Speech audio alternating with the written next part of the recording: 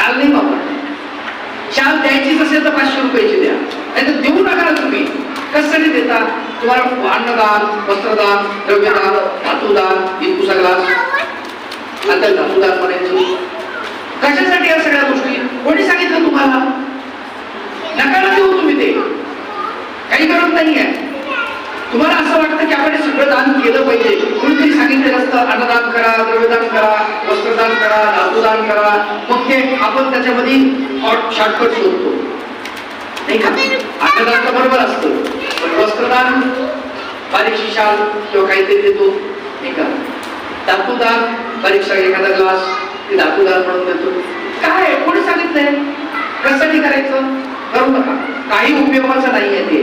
आणि मी तर असं म्हणतो की तुम्ही तुमच्या लग्न समारंभात सुद्धा या गोष्टी करू नका, काही फायद्याच्या नाही, काही फायद्याच्या. आणि कुणी जर तुम्हाला तो आहे दिला नाही तर नाराज होऊ नका, पैशाच्या रूपात द्या. आणि एक सांगतो की या सगळ्या गोष्टी देण्याची गरज आहे का? काही गरज नाही ना. एखादा माणूस बिमार आहे, त्याच्या भेटीला तुम्ही गेला तर त्याला तुम्ही काही देण्याऐवजी त्याला तुम्ही पाकिटामध्ये 100 रुपये जरी दिले तरी ठीक आहे. 100 रुपये त्याच्या बिलमध्ये, दवाखान्यामध्ये किंवा त्याच्या कशाला तरी उपयोगात येते. एखाद्या लग्नात गेल्यानंतर तुम्ही वस्तू देता, किती वस्तू त्या नवरीच्या किंवा नवरदेवाच्या उपयोगाला पडतात हे मला सांगा. नाही ना, नाही पडत त्या उपयोगाला. भंगारमध्ये पोट्यात भरलेले असतात, 2-4 पोते आंदोलन आलेलं आहे आणि वर टाकलं माळ्यावर. काय उपयोगाचं ते आंदोलन सांगा बरोबर. कठीण गोष्टी आहेत त्या, पण आम्हाला कळत नाही, आम्ही तेच ते करतो. आम्हाला समजतं याने काही उपयोग नाही आपल्याकडे. म्हणून पत्रिकेमध्ये आता सुजाण माणसाने असं सांगायला सुरुवात केली, कृपया कुणीही आहेर आणू नये, आहेर स्वीकारल्या जाणार नाही. का लिहिले माहिती त्यांनी? त्यांना माहिती उपयोगाचं काहीच नाही, पुढच्याचाही खर्च होतो, विनाकारण खर्च होतो. कशासाठी? आणि मग तसं देवाला गेल्यानंतर जर ती वस्तू उपयोगाला, एखाद्या साधूला आपल्याला द्यायचंय, ती वस्तू त्याच्या उपयोगाला जात असेल तर आनंदाची गोष्ट आहे. आणि उपयोगाला जात नसेल तर ती देऊ नका, फार महत्वाची. म्हणून आम्हाला भावपूर्वक ती क्रिया केली पाहिजे. त्या वस्तूपेक्षा तुमचा भाव किती श्रीमंत आहे ते महत्वाचं. भावाची श्रीमंती किती आहे, वस्तूच्या श्रीमंतीपेक्षा भावाच्या श्रीमंतीमध्ये फार किंमत असते, लक्षात.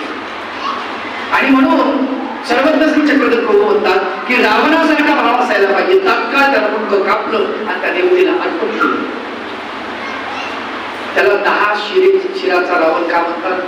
मुलगे 10 होते, म्हणजे असे 10 मुलगे जर असते तो झोपणपणे आघाडा होतो, होताना झोपण कधी पर दरवाजातून जर निघाला तर त्याची मुलगी अटकतील का नाही अटकतील? किती आवड असं नाही आहे. 10 शिर म्हणजे 9 शिर कापले त्यांनी आणि परत दाखवून आलं. ती देवता प्रगट झाली त्याच्या भावापुढे आणि देवतेनं त्याचा हात पकडला. पटकन तो मुंडकं कापायला लागला तर हात पकडला. अरे थांब, काय करतोस? काय कापाकापी लावलेली आहे, कशासाठी करतोस हे? म्हटले माझ्याकडे काही नाही तुम्हाला देण्याचं, म्हणून मी माझं मुंडकं कापून देतोय. अरे बस फार मी प्रसन्न झालो, तुला काय पाहिजे? आणि चक्रधर भगवंत असं म्हणतात, 14 चौकड्याचं राज्य महादेवाचं, ते 14 चौकड्याचं राज्य रावणाला दिलं. कुणी? त्या महादेवाला. 14 चौकड्या, 8 चौकड्या त्या पार्वतीच्या आहेत, 4 चौकड्या ज्या आहेत त्या महादेवाच्या आहेत आणि 2 चौकड्या कार्तिक स्वामीच्या आहेत. अशा 14 चौकड्या दिल्या चक्रधर भगवंत रावणाला. रावण इतका श्रीमंत, भावानी इतका श्रीमंत आहे. तो पैशाने खूप श्रीमंत होता, पण पैसा मातीत जाऊ, आपल्याला पैशाचं काही घेणं नाही. रावणाला 1.25 लाख नातू होते म्हणतात. तुझी आवडच रावणाची नगरी सोन्याची होती असं सांगतात. म्हणजे किती सोनं असेल तिथे, तर त्या श्रीमंतीपेक्षा त्याच्या भावाची श्रीमंती, भाव जे होता त्याचा, ती श्रीमंती प्रचंड प्रमाणामध्ये होती, लक्षात ठेवा. आणि म्हणूनच महादेव प्रसन्न झाला आणि त्या महादेवाने वर दिल्यामुळे त्याचा भाव इतका वाढला की 33 कोटी देवलोकांना त्याने बंदी खाण्यात टाकला. हे कशामुळे घडलेलं आहे सगळं? भाव. कारण चक्रधर भगवंत एकीकडे म्हणतात भाव आणि एक फळ. त्याचं माप नाही म्हटले भाव, अनियत आहे ते आपण इतकं फळ मिळेल त्याचं तितकं मिळेल असं नाही सांगू शकत. आणि पेंद्याचं वर्णन करत असताना स्वामी चक्रधर महाराज म्हणतात की या पेंद्याचा भाव कसा आहे. रावणाचा भाव पेंदियाचे फूल, रावणाचा भाव पेंदियाचे फूल, तया नाही मोल जगा माझी, तया नाही मोल जगा माझी, जगा माझी. लक्ष्मणासारखी भक्ती कोण करी, लक्ष्मणासारखी भक्ती कोण करी, लक्ष्मणासारखी भक्ती कोण करी. रावणाचा भाव पेंदियाचे फूल, तया नाही मोल जगा माझी. हा पेंदा म्हणून होता सिद्धनाथाची भक्ती करायची. ती भक्ती करत असताना त्या देवतेला फुलं व्हायचा आणि त्या देवतेची पूजा केल्याशिवाय प्रत्यकाळी पूजा केल्यानंतर मगच तो अन्न पाणी ग्रहण करतो. आम्ही असं करतो का? बाहेर जर गेलो, बाहेरून आलो, आपल्याला तहान लागली, भूक लागली, तर आपण कुठे हॉटेलमध्ये जेवण करतो, कुठेही आपण थांबतो, पाणी पिऊन टाकतो, कधी विशेष बंधन करतो नाही. उद्देशावर काय सांगितलं देवाने की बाहेरून आल्यानंतर आपण विशेष बंधन केलाच पाहिजे. आपल्यासोबत खिशामध्ये विशेष असलाच पाहिजे. मग विशेष खिशामध्ये ठेवायचा, पण लग्न आले तर मग काय करायचं? कल्पना करतो, विकल्प करू नका. विशेष हा वंदन करण्यासाठी असतो, बाकी गोष्टी नाही आहे. तुमच्या मला सांगा, लघवी संडास हीच दुर्गंध आहे का तुमच्या? तुमच्या तोंडात सुद्धा वास येतो ना, ती दुर्गंधी आहे ना. तुमच्या नाकाची दुर्गंधी आहे, चिपडाची दुर्गंधी आहे, आकाचा घाम आहे, त्याचाही वास येतो देवाला. मग तुम्ही काय करता? अशी कल्पना करायला नाही सांगितली देव. हात सोळे स्वच्छ धुतले पाहिजे, ही महत्वाची गोष्ट आहे. बाकी महत्वाची, सकाळी उठून तर बरेच लोक विचारतात, देवा भगवंताचं नामचिंतन करावं बाबा, मग आम्ही कसं काय करावं? आज सकाळी आम्ही प्रापंचिक माणसं, आज सकाळी उठून देवपूजा कसं काय करावं? अरे काय देवाने सांगितलं असं नाही आहे. निरंतर तुम्ही माझं चिंतन करू शकता, निरंतर. पाचा गुणनामे त्रिकाळ स्मरिजे आणि पाचवा तो निरंतर आठविजे. निरंतर माझं नामचिंतन करा. पाचव्या नामाचं निरंतर कुठल्याही अवस्थेत तुम्ही असा तुम्ही नामचिंतन करा, काहीच वाईट होणार नाही, त्याच्यामध्ये चांगलं आहे. पण आपण ते ऐकत नाही. संत सांगतात ते ऐकत नाही. आपल्या मनानं ठरवतो हे अस्वच्छ आहे, हे बरोबर नाही, आणि आपण कसं काय करावं, आपण प्रापंचिक. असं नाही आहे, असं नाही. देवपूजा केली, एक तरी विशेष वंदन केलाच पाहिजे, एक तरी. पण एक विशेष खिशामध्ये ठेवा, देवपूजेची पेटी घरी ठेवा. देवपूजा घरी आल्यानंतर सगळ्या तुम्ही करा, पण एक विशेष तुमच्या खिशामध्ये असला पाहिजे. कुठेही जा, एक विशेष तुमच्या खिशामध्ये असला नाही. खिशा ताईट बनवा, ताईटामध्ये विशेष बनवा आणि ताईट खिशामध्ये. लोक काय म्हणतील याचा विचार करू नका. तुम्हाला काय गरजेचं आहे, तुम्हाला काय फायद्याचं आहे त्याचा विचार करा. लक्षात ठेवा. मुसलमानला कधी म्हणतं कोणी? रस्त्यामध्ये गाडी थांबवता, ट्रक ड्रायव्हर असेल, गाडी बाजूला लावतो, साईडला लावतो, शेतामध्ये जातो, एखादं शेत पाहतो, तिथे तो खाली आपली चटई टाकतो आणि तिथे नमाज पडतो, त्याला कोणी म्हणत नाही. अरे ट्रक ड्रायव्हर जर असेल तर एसटी ड्रायव्हर असेल, एसटी बाजूला थांबवतो, सगळे लोक शांत बसतात आणि तो नमाज पडतो. एखादा हिंदू असा करतो का? करत नाही. नाही ड्युटीवर कसं काय करावं, आणि मग लोक काय म्हणतील, आणि मग ड्युटीचं बोर्ड साहेब लोक काय, त्या लोकांना साहेब लोक बोलत नाही, आणि तुम्हाला काय बोलतात? तुम्ही कळत नाही, तुम्हाला इच्छा नाही.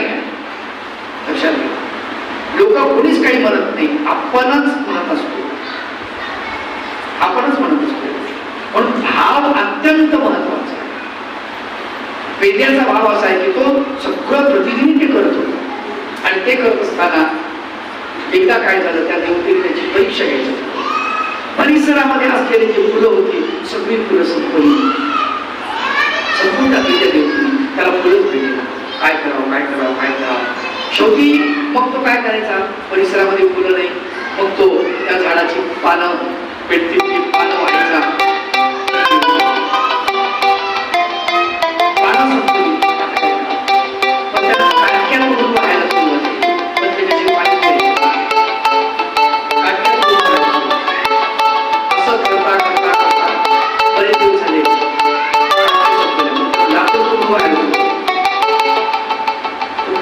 वापस त्याला काही भेटणं, वाळून गेलं सगळं, तर काय करावं?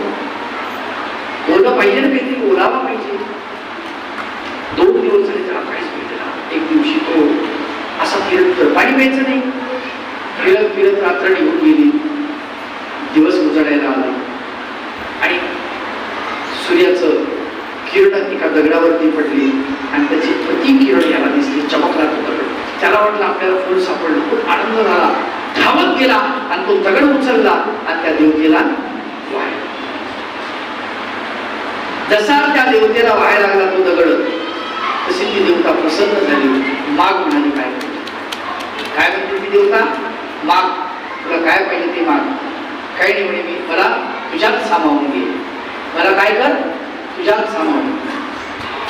आणि त्या देवतेने त्याच्यामध्ये सामावून त्याला घेतलं. इतका त्याचा भाव आहे, इतका भाव आहे. चक्रधर भगवंत त्या पाषाणावरती चरण ठेवतात आणि सांगतात, बाई हे पहा, हे देखील का, हे पेदियाचे फूल. बाईसा विचारते, जी पेदियाचे फूल म्हणजे काही? मग त्यावेळेस बाईसांना श्री चक्रधर भगवंतांनी ही लीला सांगितली की बाई, असा तो पेंदा होता, सिद्धनाथाची भक्ती करायचा. त्याचा अशा प्रकारचा भाव होता.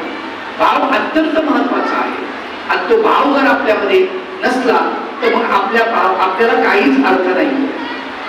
भावाभोवती सगळं सगळं आपलं सगळं पूर्ण टोटल आपली क्रिया फिरत असते.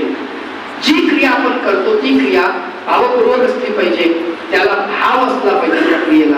आणि आपण असं म्हणतो ना, जगामध्ये भाव असतं सगळ्यात महत्वाचं नाही. प्रत्येक गोष्टीला भाव असतो. भाव ठरवतो की नाही आपण? भाजीपाल्याचा भाव नाही का, वस्तूंचा भाव, सोन्याचा भाव, चांदीचा भाव, सगळ्यांना भावच आहे ना. काय भाव आहे विचारतो आपण एखाद्या बाजारात गेल्यानंतर, मावशी बटाटे काय भाव दिले, कोथिंबीर काय भाव लावली, असं म्हणतो.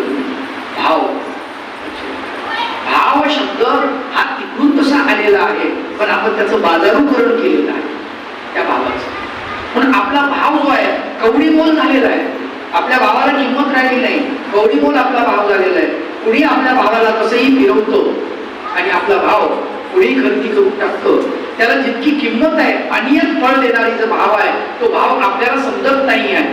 आणि त्याच्यामुळं आपल्यामध्ये फार मोठ्या गोष्टीची अडचण येते. लक्षात ठेवा, फार मोठ्या गोष्टीची अडचण येते. स्वामी चक्रधर महाराज साधेला उद्देशून म्हणतात, बाई भाव अपूर्व की, तो अपूर्व असा आहे.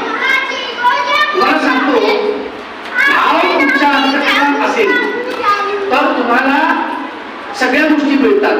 आणि भाव तुमच्या अंतःकरणात नसेल तर तुम्हाला काहीही प्राप्त होऊ शकत नाही. प्राप्त झालं तरीही त्या गोष्टीला अर्थ नाही. एक फार सुंदर श्लोक आहे.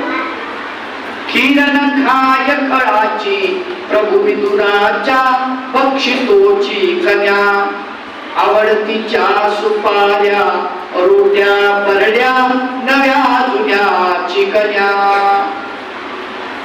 किरण खाय खळाची, खळ म्हणजे दुष्ट, दुष्टाची खीर नाही खाल्ली भगवंताने.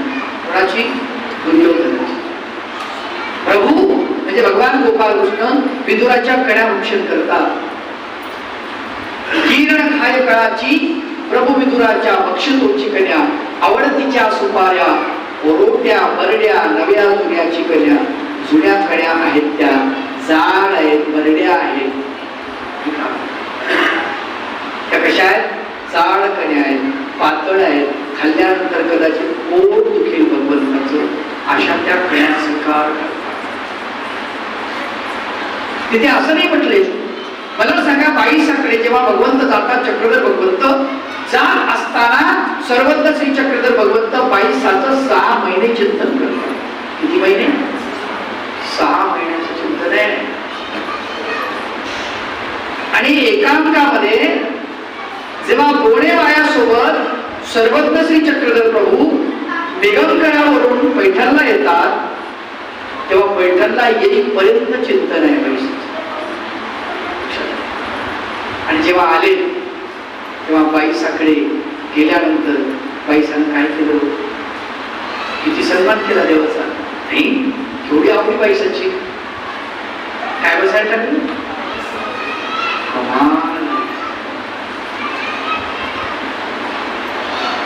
अनंत ब्रह्मांड नायक, त्या अनंत ब्रह्मांड नायकाला बसायला काय टाकलेलं आहे? पाय कृष्ण.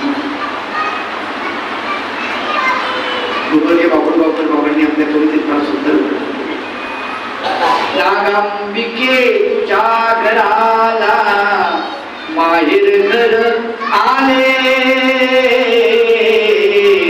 नागांबिके तुझ्या घराला माहेर घर आले, पाय पुसण्या वरी ते धवा ब्रह्मकमळ फुलले, हे माये ब्रह्मकमळ फुलले, काय म्हणावे नसीबतीचे पुसत पुसत आले, काय म्हणावे नसीबतीचे पुसत पुसत आले, न पुसणाऱ्या त्रिदोषाते क्षणात पुसून गेले, घराला बाहेर घर आले, पाय पुसण्यावरी ते दवा ब्रह्मकमळ फुलले. भगवंताच्या अहंकाराला चोट पोहोचवण्याचं काम पायसाने केलं. आतापर्यंत तिनं पाहिलं होतं, पंडित महापंडित सगळे आले होते तिच्या त्या मठामध्ये, अनेक लोक आली होती, विद्वान आली होती.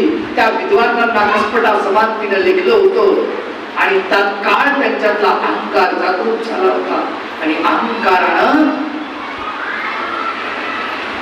बाईसाचा मठ त्यागला. इतक्यांना आम्ही हरवलं, आमचा वयोवृत्तीचा मार्ग आहे असं ती म्हणत होती.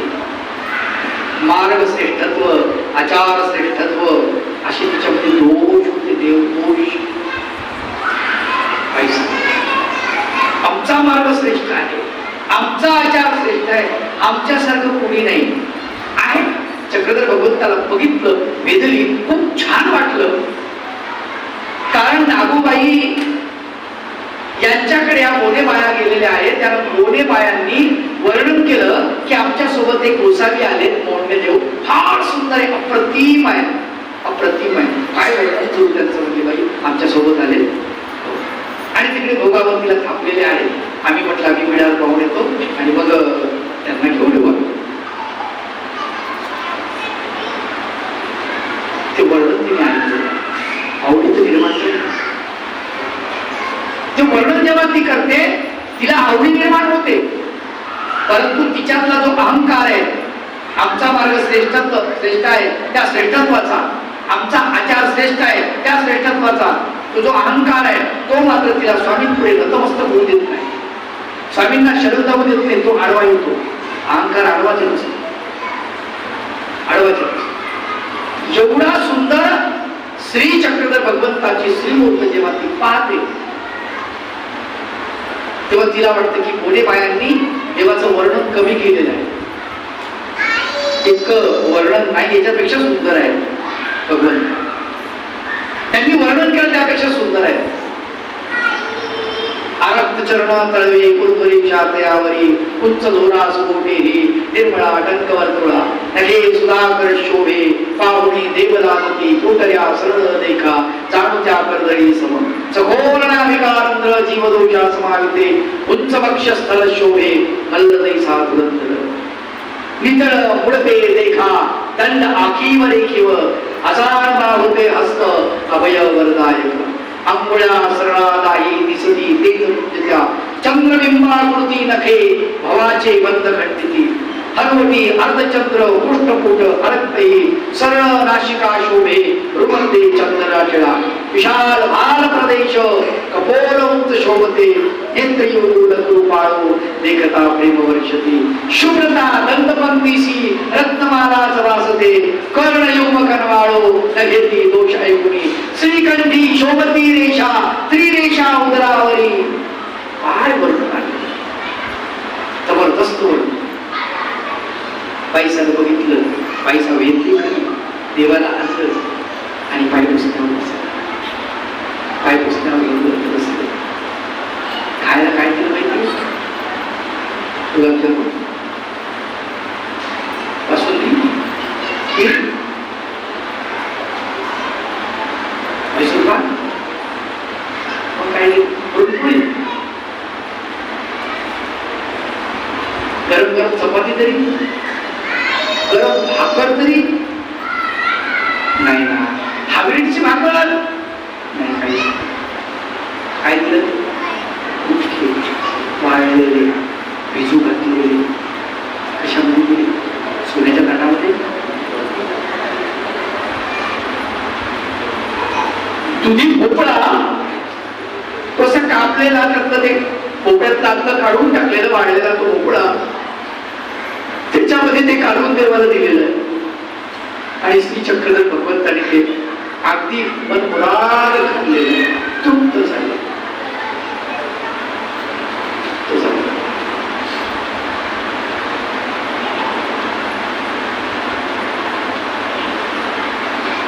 तीन दिवस लागले. नजरेला नजर मिळू देत नाही. भगवंत नजर देतात. बघा, अहंकार उंच आसनावर आहे आणि भगवंत खाली बसले. अहंकारानं भगवंताकडे पाहण्याची हिंमत नाही. पैशाची हिंमत नाही भगवंताकडे पाहण्याची. बसवलं तर खरं, बसायला पाय पुसणं दिलं, तुझी करंट्यामध्ये भोजन दिलं, हिंमत नाही आहे भगवंताकडे पाहण्याची. नजर सोडताय. माणूस लबाड असला ना, माणूस अहंकारी असला ना, माणूस खोटारडा असला ना, तो नजरेला नजर मिळवत नाही. नजरेला नजर कोण मिळवतं? त्याच्या अंतःकरणात पाप नाही, त्याच्या अंतःकरणात दोष नाही, तो माणूस नजरेला नजर मिळवतो.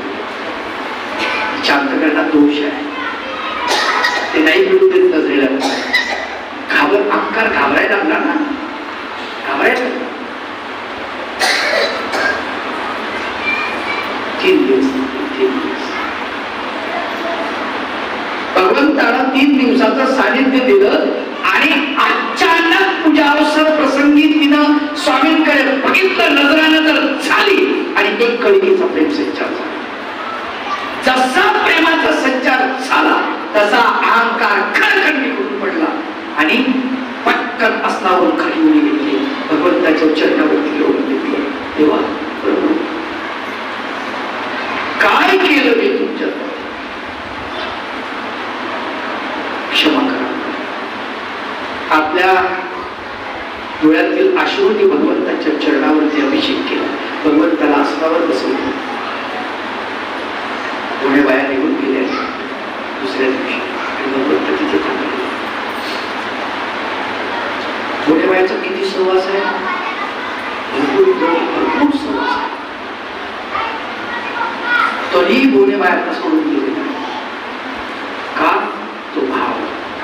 पूर्व संस्कारामध्ये, पूर्व जन्मामध्ये बाईसाठी एका कुष्ठरोग्याची, आणि तो कुष्ठरोगी फार पवित्र अशी व्यक्ती आहे, पवित्र वस्तू आहे, आणि त्याची सेवा केली. पती आहे तिचा, तो मागच्या जन्मात. त्याचं फळ म्हणून भगवंताला तिच्या दारामध्ये देव आपल्या दारी येतो. लक्षात घ्या, देव दारी येतो. अरे देवता दारी येतात. अनुसयाच्या दारामध्ये ब्रह्मा विष्णू महेश गेले, झक मारून गेले. का? सामर्थ्य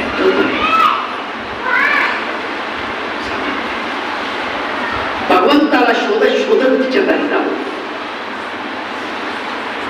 आपण देवाच्या दारात येतो तर देव आपल्याला भेटत नाही. का? भाव.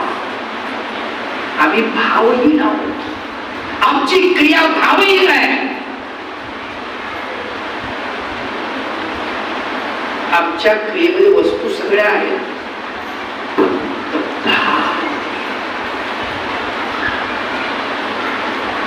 संतांनी वर्णन केलं, कर्मकुसुमांची लाखोळी वावी माझा चरणकमळी, दीपवती उजळावी भली भावरत्नाची. भावरत्नाची दीप जो आहे तो उजळणे. कुसुमांची लाकोडी देवाच्या चरणी अर्पण केली, कर्म नावाची फुलं देवाच्या चरणी अर्पण केली.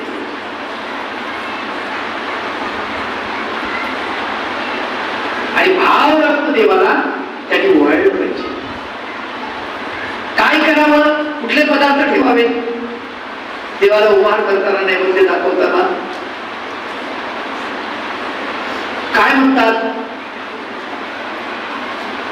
उद्धव गीताकार भास्कर भट्ट फार सुंदर वर्णन करतात. तपाचा ताटी ध्यानाचा कोणी वाटी, ते विस्तारुणी सेवकी मज अर्पावी. तपश्चर्येचं ताट असतं ते. तप आहे तपच नाही, काय तप केलं, काहीच करत नाही, कुठला निश्चय केलेला आहे हे आपल्याला करायचं आहे, काहीच करत. तुम्हाला असं वाटतं का आपण येतो देव कपाळाला ठोकला लावला नाही, ठोकला काय करतो आपण? देव लावत नाही, ठोकतो कपाळाला. एखादं फुल तोडून पाहिलं, उदबत्ती काढली, देवाला दाखवली, एखादी सुपारी ठेवली, पाठ ठेवली, त्याला संपले, आज दंडवत घातले, हार जरा तर गुरुनी सांगितलं बघ 15 वर्ध्याला संपलं. कधी हे म्हणत असताना आपल्या डोळ्यातून अश्रू आलेत का? त्याला अश्रूची फुले लागतात ना.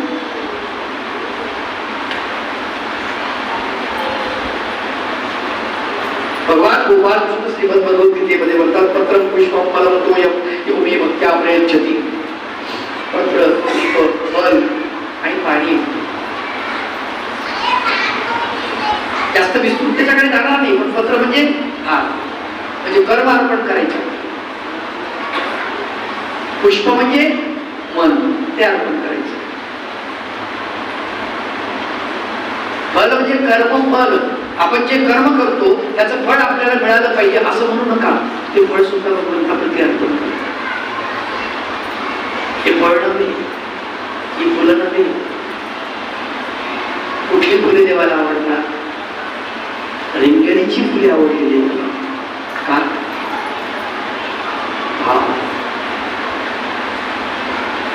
स्मृतीस्थळामध्ये नागदेव आचार्यांची सुवर्ण पुष्पानी जेव्हा पूजा केली जाते, कुंजासनावर बसवल्या जातं आणि अष्टांगी पूजा सुवर्ण पुष्पानी केल्या जाते, त्यावेळेला नागदेव आचार्य म्हणतात, अस्तिपरी काही माझे बापी, माझ्या बापाला सांगितले का माझं पूजन करतात? तर सगळे हात जोडून राहतात, म्हणतो आम्हाला देव नाही, आम्ही काय करू? आणून त्या देवाला आम्ही देवाची पूजा करू. आमच्याकडे देव नाही, आम्ही करू तर काय करू? आम्ही दैवहीन आहोत, आम्ही भाग्यहीन आहोत, आम्ही भावहीन आहोत, काय करावं आम्ही? आम्हाला तुम्ही समजा काय करावं? तो चंदनाचा टीका जेव्हा लावतात, त्या चंदनाच्या टीक्यावर ते म्हणतात, हे चंदनाचा टीका मला लावल्यानंतर माझ्या कपाळाला जाळल्या जात आहे, ते लावू नका, लावू नका. थांबा थांबा लाविता का चंदनाचा तो टीका, थांबा थांबा लाविता का चंदनाचा तो टीका.